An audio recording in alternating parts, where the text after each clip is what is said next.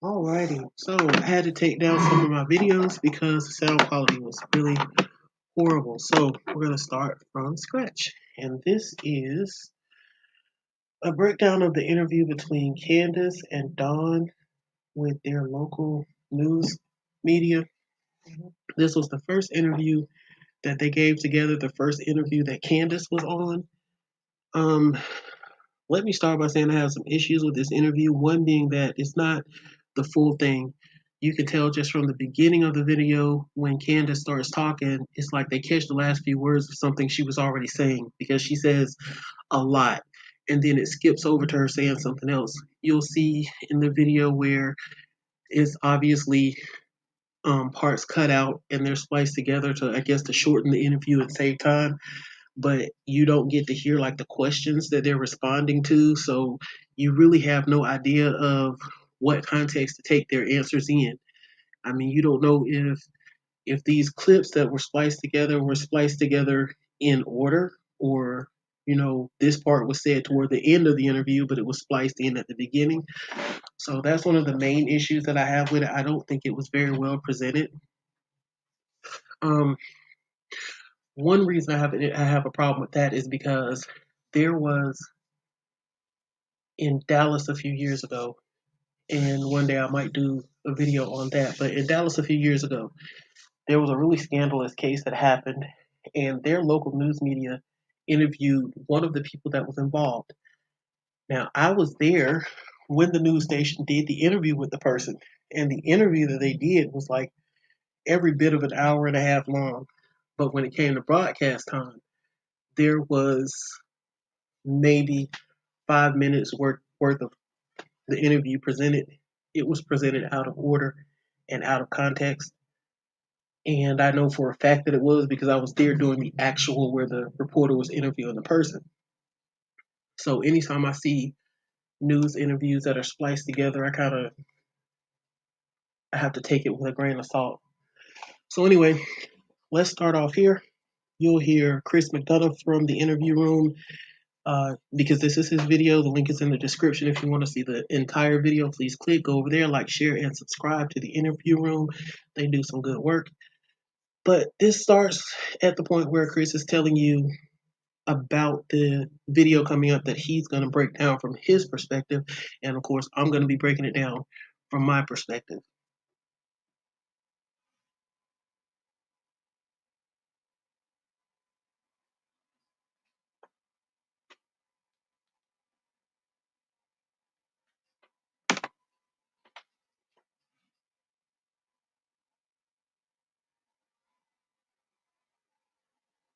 Ain't gonna play.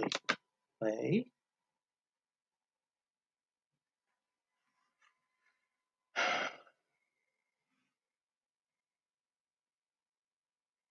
They've done really amazing stuff over there. But that said, go over there and see some of that stuff. And so I'm just going to focus tonight for this particular live on what that statement was from mom and dad. Okay. And we've all heard it, but I'm going to break it down from my perspective and hopefully add a little value here. We'll see how it goes. So here we go. And let me know hopefully that everybody can hear this. Okay. I know she didn't walk away from this property by herself or off this yard by her swing. Okay. Everybody see or hear what I'm hearing? Okay. I know for a fact she did not walk away from this property by herself, okay, or by her swing. So that tells us a couple of things. Number one, okay, mom is confident, okay, in what she is projecting here. Okay. She's projecting that she has confidence in the fact that she knows, okay, Summer did not leave any other way other than the way she's projecting it. Let's listen again. I know she didn't walk away from this property by herself or off this yard by her swing. I feel in my heart that somebody has came up here and took her has lured her away from here. Me and my mother and her were planting flowers. And we went in after we got done washing our hands, and she got a piece of candy from grandma, and she wanted to go back over and see her brothers. And I said, okay. And I walked her all the way over to the porch, and I watched her walk into the kitchen where the boys were watching TV. And I told the boys, I said, watch Summer, I'll be back. And within 2 minutes, I came back, and I asked the boys where their sister was, and they said, she went downstairs, Mom, to play with her toys in the playroom. I said, okay. Okay, I'm trying to figure out how to turn this up here on this. You'll forgive me.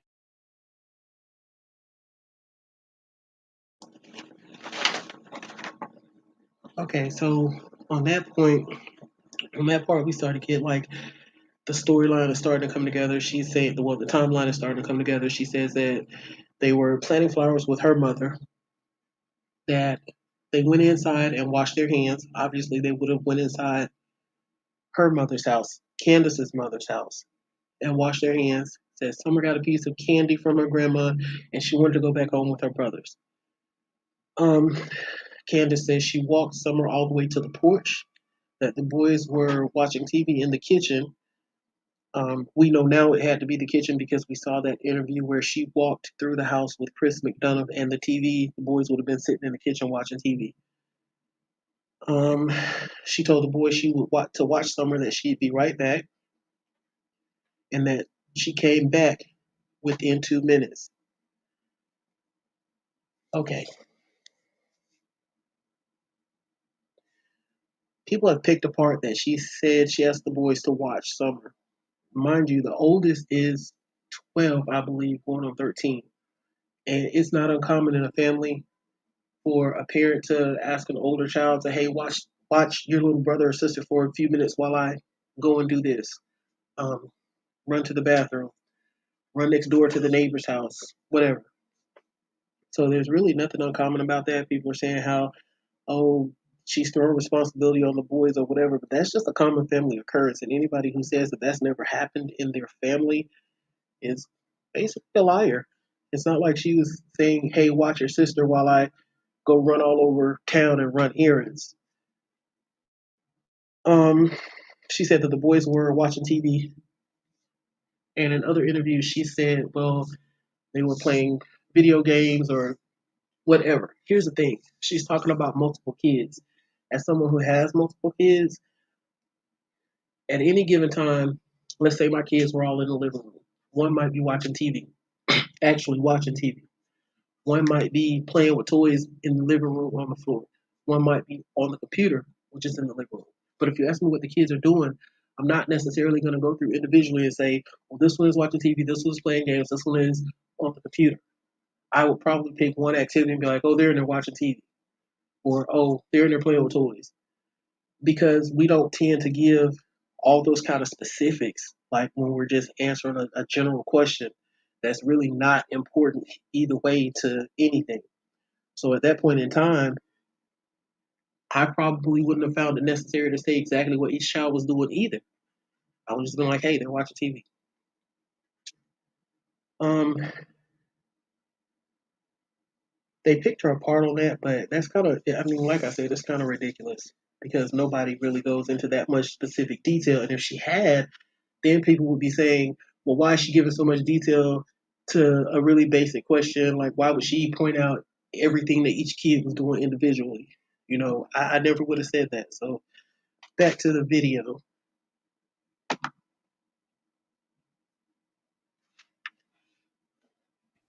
I see everybody's messaging come in. Okay, so let me take it back here and see if I got it turned up. I feel in my heart that Can you somebody hear has that? came up here and took her, has lured her away from here. Me and my No. mother and her. Karen says now I'm too loud. And Okay, we too went loud in is good. after we got done washing our hands, and she got a piece of candy from grandma, and she wanted to go back over and see her brothers. And I said okay, and I walked her all the way over to the porch, and I watched her walk into the kitchen where the boys were watching TV. And I told the boys, I said, watch Summer, I'll be back. And within 2 minutes, I came back. Okay, so a couple things going on here. First of all, there is definitely something on board here in terms of narcotics. If you look at her demeanor, a couple of things from an opioid position and or a Xanax or something to that effect can cause what you're seeing right here in the droopy eyelids. Okay. Now, the fact that her eyebrows are raising, what she's doing is confirming the messaging straight ahead. Okay, that when somebody is projecting, they raise their eyebrows, and what you see here though is her eyelids. Okay, are pretty well what we would call on the nod. Okay? And when I looked a little bit closer at this particular video, I could see that her pupils looked fixed. Okay. And, well, if she's got Bell's palsy, I see Sonny coming in and saying that. I know some neuroscientists would probably say that. It could be. Okay. It could be. But the problem that I'm seeing here is both of her pupils are fixed. Okay. And the normal size pupil is 2.9 to 6.5 millimeters. Anybody with an opioid on board, okay, is going to be constricted like that below 2.0 millimeters. Okay. Now, I'm not saying she's, if, in my opinion, I would take her blood. And Okay, so right there, what I'm gonna say is this: he was talking about her constricted pupils. All right, notice that they're sitting outside in the sunlight. So the way pupils work is when there is brighter light, pupils constrict and get smaller to keep too much light from coming into the eye. When it's darker, they dilate or get wider to let more light in so that you can see better. Well, different drugs do have an effect on pupils. Some drugs will cause pupils to constrict, some would cause them to dilate. Where you will notice that most, or where it would be significant, is when pupils are constricted or dilated when they shouldn't be. Like they're out here in the sun. The issue would come in if her pupils were dilated, because then they're open too wide, more than what they would naturally be, letting too much light in. Or at night, let's say you pulled her over at night, it's fairly dark on this street, her pupils are dilated pinpoint. Well, naturally, in a darker situation, the pupils shouldn't be constricted so much, they should be dilated. Then it would be a problem. So when Chris talks about projecting right here, he's projecting already that he's come in with this mentality. And he's saying things that don't really line up with facts or even with science to push an agenda, the same thing he's accusing them of. Obviously, she's on something in this interview. There's no doubt about that. She speaks really slowly. She's moving really slowly. It's obvious she's on something. I don't know if she's been prescribed something, because my kid has been missing for 2 weeks and I don't have a clue what happened to them. Somebody gonna have to give me something. You're gonna have to give me some Xanax or something, hit me over the head with a brick and knock me out. But you're gonna have to give me something. So I don't know what she's on. Is she self-medicating with marijuana or opioids? I don't have a clue. But to point out the fact that her pupils are constricted when she's sitting in sunlight, just it doesn't line up with science. find out what's on board here to eliminate that as well as potentially a medical condition. So hopefully at some point they've collected a blood sample. Okay? That's it. Because when you also look at her entire movements are very lethargic, and slow. Okay. Bell's palsy deals with the face. I don't know if it deals with the hands. I'm not a doctor, but it could be. And I asked the boys where their sister was, and they said she went downstairs, mom, to play with her toys. So again, I'm gonna jump in here on Bell's palsy. I actually have a grandson who has Bell's palsy, and he points out several things in this video to where he says, "Oh, it can't be Bell's palsy," because one specific thing he said is because she had some movement in her face. It wasn't like totally paralyzed on one side. The thing about Bell's palsy is that there's a range of effects that it can have on the face, and that can range from a mild weakness to full facial paralysis on one side. So it could be anywhere in between. You know, my grandson, he has Bell's palsy. It's a little bit more than mild, I would say.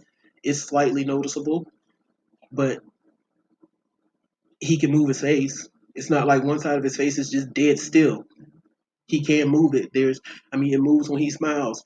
It moves when he makes different facial expressions. So for him to say that, I think he should have left that out of there because he's not a medical expert. That's just his opinion based on limited understanding of what Bell's palsy is. And that's part of where people go wrong, like cops go wrong when they're looking at suspects. They think they know more than they do, and so they run with it, and the whole time that they're wrong. And I'm not saying they're wrong in this case, and I'm not bashing cops. I'm just saying that does tend to happen where you'll have an investigator that gets it in his mind that is this, or this based on false information. And so they'll laser focus in on one person and ignore where possibly could have been somebody else.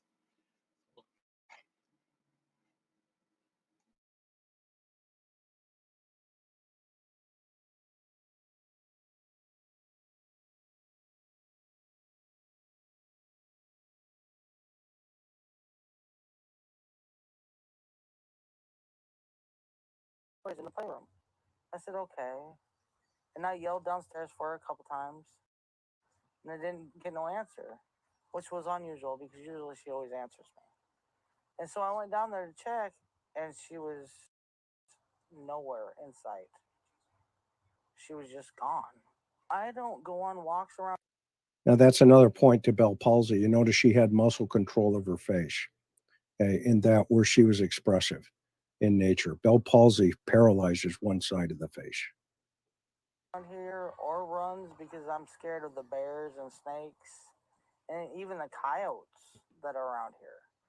Well, whoever has my daughter, I pray and hope that they have not harmed her and they bring her back to us safe and sound. Just go to the FBI, the police, and clear it up. So, one thought that occurs to me is this 2 minute gap. Okay. So, does when they get back from the store, and we all seen the photograph of little Summer asleep in the back seat. I've heard different things about the hand movements and stuff, but you'll also hear the mother and grandmother talk about wanting to catch her with her hand up. Okay. So that doesn't concern me personally too much at all. What bothers me in this particular statement is there's a 2 minute gap here. Well, is there and hypothetically, is there a car following them, which there's been a lot of talk about? I don't know. Okay. But if she has a dependency problem, uh, uh, is that play into this? Is she going, to cop dope? And that's the reason? I don't know. Okay. I definitely would ask that question. Okay. And I don't know. It seems kind of elusive. It's really strange that I've never seen this truck and I've never heard of it until just recently. But I wish. Now, what I'm going to say here is they say they've never heard of this truck. The one thing that stood out to me here is the police said they're looking for a small Toyota pickup truck, a Toyota Tacoma, I think it was. Well, their neighbor down the street has a small Toyota pickup truck. So they obviously had to at least see a red truck that fits that description passing down their street at one point or another. So that that part right there kind of stood out to me. They would come forward and explain themselves. And if you're not a suspect, they at least come forward and say what you've seen. She was a tomboy. I shaved my head. She wanted to have her head shaved like me and the boys did. She tried to shave her head She tried in to the shave her back head and make herself. it. Now, on this part about the shaved head, this is about to be one of the weirdest explanations I've ever heard. I'm going to say that me, with my country ears, I heard them say the same thing about the shaved head. It's just the Don. It's like he was so busy trying to like take over the explanation that he kind of screwed it up. And if I could see his actual body movements, I might change my opinion. But I think he was saying the same thing that Candus said. That Candus and the boys had shaved heads. Summer saw that, tried to shave her own head because she wanted her hair shaved too, and that they ended up shaving Summer's hair so that basically she wouldn't feel bad about having jacked up her hair by trying to shave it herself. Now that's what I heard. Doesn't mean I'm right. I think you can see it in some of the pictures, and it was getting out of control. So we decided to shave her head off and let it grow back long, and she shaved her head to so she wouldn't feel bad, and but it didn't bother her at this. So I'm not worried about this type of conversation with the parents, because that's what 5-year-olds do, right? I mean, if they cut their hair, then that's what they're going to do. What I think is a problem is, number one, there's definitely something on board. Now, whether or not that's for her anxiety or something to that effect, I get it, and I think that that is a possibility. But simultaneously, if it's not, okay, then we have to ask ourselves a question. And the first question that comes to my mind is that TikTok video where she's driving the car and she's not under the influence and she doesn't have Bell palsy that day, okay, which was a couple hours earlier. Okay. She's actually talking to her mom, okay, and they're talking about, you know, getting, some type of photograph with Summer's hand in a certain position. Okay, number one. But she's not UI. She's not under the influence. Okay. In California, they call that 11550. Okay. That's the health and safety code for under the influence of a controlled substance. I think any DRE, drug recognition expert, that would look at this and has seen thousands of these on the street, okay, would probably say this person is definitely on something. Okay, Xanax is for depression, right? It's an antidepressant. Yeah, I agree, but so that's why I'm leaning more towards the opioid group personally. I hope I'm wrong. I could be, but I've seen this. I've seen that look so many times, and have put so many people behind bars for under the influence. That was the first thing that struck me. Well, I knew right away that she was abducted. I knew Yeah, that right benzo. away, and that's what I told them from the beginning. But they have to go through their, I forget the word. Investigation. They have to do one step at a time, I guess. But I'm sorry that they had to spend so many man hours in these woods and everything. I've seen them limping and everything else, and I feel for them. But I just wish there was a way that neighbors could search neighbors' houses, and then if they're not willing, get a search warrant or something. But there's just no way you can search every single house, in the eastern United States or. Is it just me, or was that like really weird the way he just said that? That's why I'm leaning more towards the opioid group personally.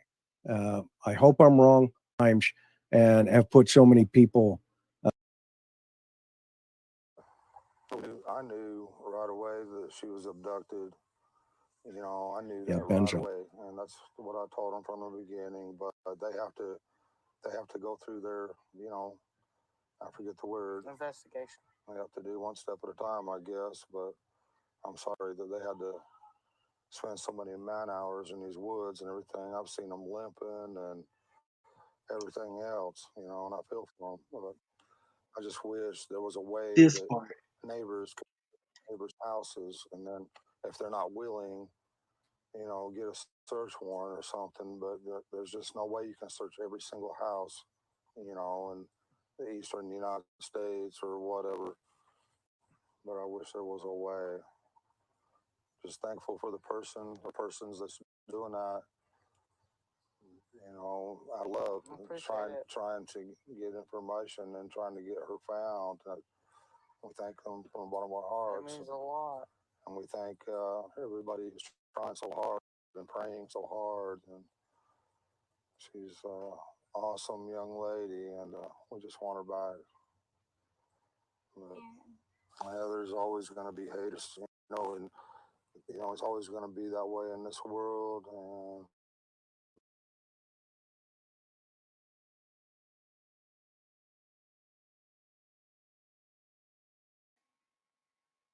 And we want to focus on the.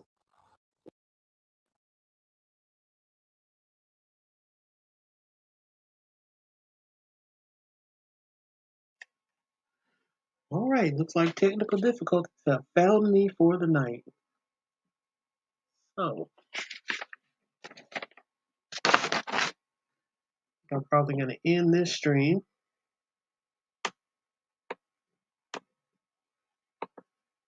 and pick up on it again tomorrow night.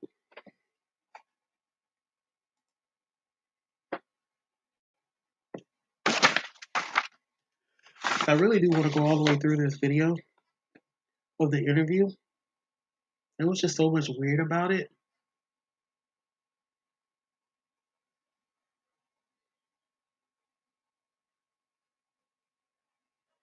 Especially like how he says he knew right away that Summer was abducted or that she was gone, or and I go back and forth with that because in a way I want to say how could you possibly have just known that? But at the same time, as a parent, you have instincts. And then just knowing they've been at that house on that property for it's like 12 or 15 years. And in that amount of time, you get to know your space and your area and know when something's off or the vibe or the feeling isn't right. Um, the house I grew up in, if I went somewhere and came back and say there had been an argument or something while I was gone, I could feel it that something was different as soon as I set foot in the door. Because that's our space, I know what it feels like in my area, at my house, in my home. So, and also with my kids, I mean, you just get a feeling like, just like you know when your kid is lying, you know when your kid is telling the truth, you know when they're up to something they shouldn't be up to, you know when they're trying to hide something from you.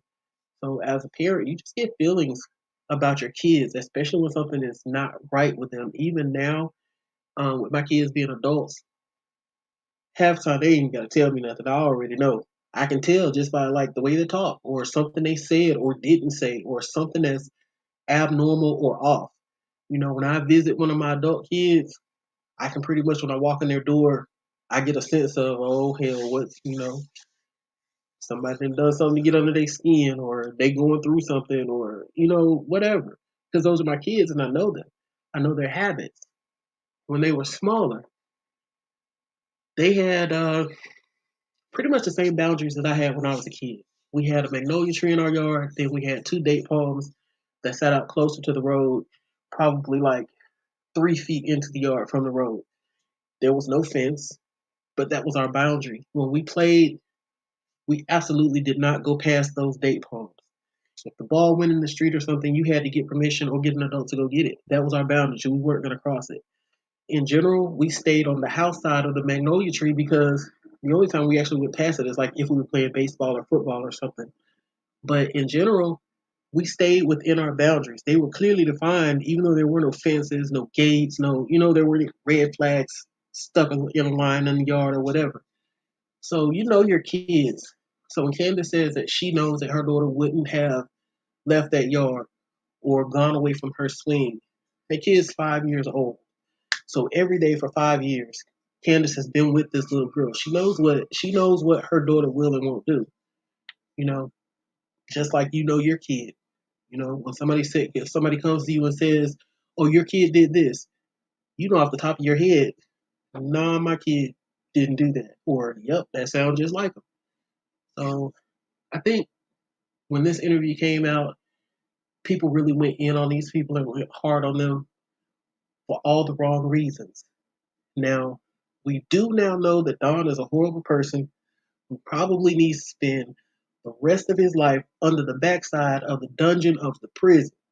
He is an awful person. But at the time that this video came out, we didn't know anything like that. So I feel like these people were being judged on like the way that they speak, like they came across maybe uneducated or undereducated or drug addicts or whatever. So I don't think people really took the time to look at them as people, as parents who were missing a child, or maybe just mentalities were jaded because so much lately in the news when a kid disappears, especially when a kid comes up missing under weird circumstances, it's usually the parent, but it's not always. So I kind of get where the mass mentality kind of jumps to, oh, the parents did it. Let's just figure out what it is that they did. But I think people jump to that conclusion way too soon on this case and on a lot of other cases that have come out lately. Um, I'm not gonna keep just chatting about it for too long. I really want to do this video. I'm having technical difficulties, so when I can get this system up and running again, I will do another live, and that will probably be tomorrow morning about the same time. See me at about 3:30 a.m.